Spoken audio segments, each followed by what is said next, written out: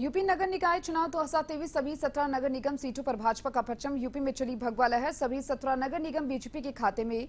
मुख्यमंत्री योगी आदित्यनाथ का करिश्मा देखने को मिला। पिछली बार 14 तो इस बार सभी 17 नगर निगम में भाजपा का कब्जा देखने को मिला।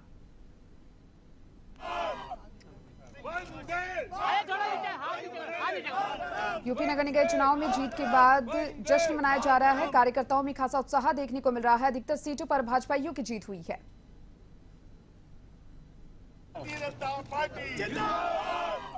और ज्यादा जानकारी के लिए यूपी से bureau head Amrish Singh phone line पर जुड़ चुके हैं। अमरीश, यूपी के नगर निकाय चुनाव के नतीजे आ चुके हैं। अधिकतर सीटों पर भाजपाइयों ने जीत हासिल की है। जहां पर बात की जाए, पिछली बार 14 सीटों पर काबिज भाजपा हुई थी, इस बार 17 सीटों पर हुई है। क्या कुछ कहना चाहेंगे? तस्वीरें वहां पर क्या कुछ देखने को मिल रही है? कार्यकर्ताओं में खुशी का माहौल है। मुख्यमंत्री योगी आदित्यनाथ ने भी अभी प्रेस को संबोधित किया है। बिल्कुल, देखिए, उत्तर प्रदेश नगर निकाय चुनाव में कमल खिला है। बीजेपी ने अपना परचम लहराया है। सपा बसपा और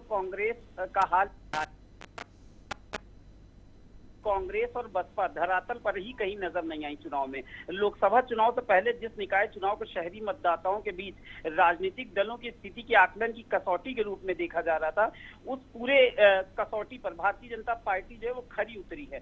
थोड़ी देर पहले सीएम योगी आदित्यनाथ ने भी प्रक्रिया जाहिर की और उन्होंने कहा यूपी निकाय चुनाव में मिली जीत पर सभी नगर निगमों में, क्योंकि पहली बार ऐसा हुआ इतिहास में उत्तर प्रदेश के कि 17 की 17 नगर निगम सीटें जो है वो भारतीय जनता पार्टी ने जीती या किसी भी पार्टी ने जीती है। ये एक इतिहास है। इस बार दोगुने से ज्यादा पालिकाओं में बीजेपी के उम्मीदवार जीते। नगर पालिका चुनाव की बात करें तो उसमें भी भारतीय जनता पार्टी के जो उम्मीदवार हैं वो जीते हैं। तो कहीं जो खुशी की एक लहर भारतीय जनता पार्टी के कार्यकर्ताओं के बीच में, तो वहीं नेताओं के चेहरों पर भी, क्योंकि कुछ बड़े चेहरे थे जो दांव पर थे। मैंने पहले भी जैसे अपने व्यक्तित्व में कहा था कि चाहे वो वाराणसी की सीट हो जहां पे पीएम मोदी का चेहरा है, तो गोरखपुर में सीएम योगी आदित्यनाथ हैं। लखनऊ में खुद ब्रजेश पाठक आते हैं डिप्टी सीएम, और इसके अलावा रक्षा मंत्री राजनाथ सिंह आते हैं। इलाहाबाद क्षेत्र की बात करें तो केशव प्रसाद मौर्य खुद थे।